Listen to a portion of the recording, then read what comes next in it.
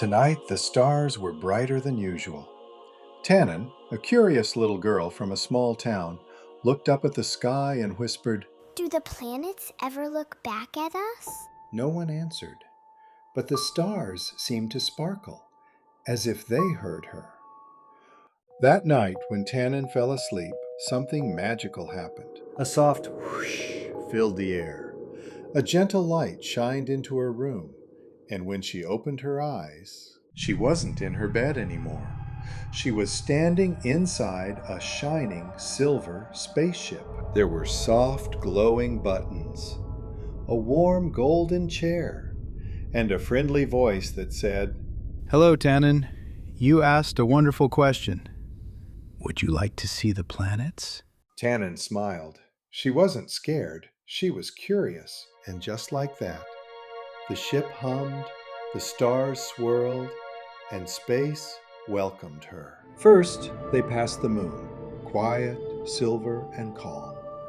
Then they flew past Mars, red like warm dust.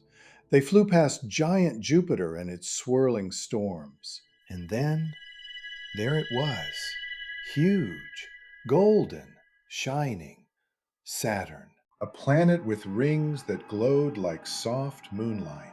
Are those real? Tanin whispered.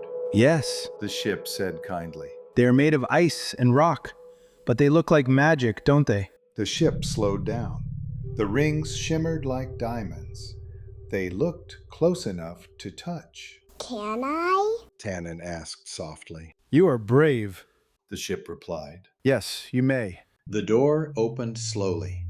Tanin reached out her hand and touched Saturn's rings. They were cold like touching morning frost. They sparkled like crystal snow. They hummed gently like a quiet song. She felt something wonderful in her heart. Not fear, not pride, just wonder. I wish everyone could see this. It's too beautiful to keep for myself. Tanin said. The ship smiled, or maybe it just felt like it did. That It said, is what makes you special. Real explorers do not travel only to see. They travel to understand and to share. Tanin closed her eyes for a moment. She imagined her family, her friends, the children back home. She didn't feel small. She felt connected. The rings of Saturn weren't just in space anymore. They were in her memory forever. It was time to go back. The ship turned gently. The planets drifted behind them. The stars grew quiet again. And in the blink of an eye, Tanin was back in her bed.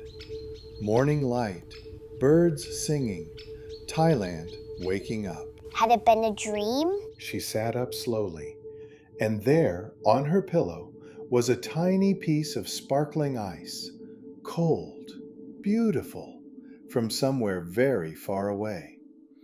Tanin smiled.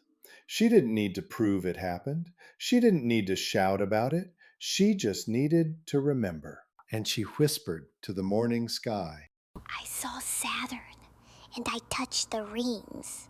And somewhere, very far away, Saturn smiled too.